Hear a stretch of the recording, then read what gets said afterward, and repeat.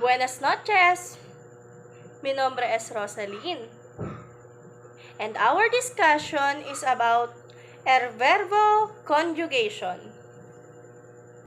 El verbo or verb.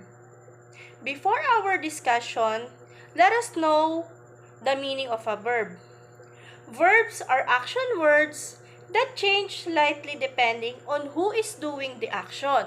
In Spanish, the last two letters of an infinitive verb or non-conjugated verb tell us which ending to replace the with no match the subject of the verb or the person or people doing the action. Once you choose the correct subject, you can match it to the correct ending of the verb. We take off the and replace it with the right ending for the subject of the sentence. Let us have example. To conjugate regular verbs in the present tense, simply drop the ending and add on the following. What was we are going to add? Yo, or you add o on the ending of the verb. Yo means I. Tu means you. El, ella, usted means he, she, or you, informal. While nosotros and nosotras means we. Vosotros, vosotras means you all. And the last is ellos, ellas, ustedes means they, you all. So we must change the last letter of our verb into o, s, e, imos, is, and depending on the people who are doing it. So let us have some example.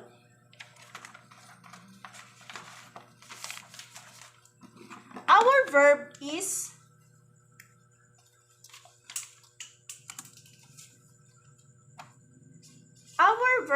comer. Comer means eat. When I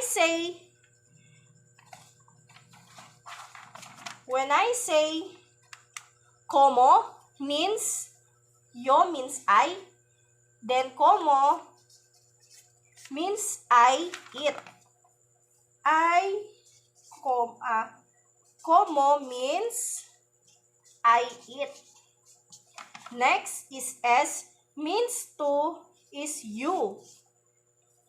Como are going to be like this. Como into comes, which means you eat. There. Another example is el, ella, usted, which means he, she, or you. It's going to be like this. E means come. Come. The e stands for he, she, or you, informal. Come. Another example for imos. We are going to add imos on the last word of our verb, which means into comis. Comis, the meaning of comis will be you all eat.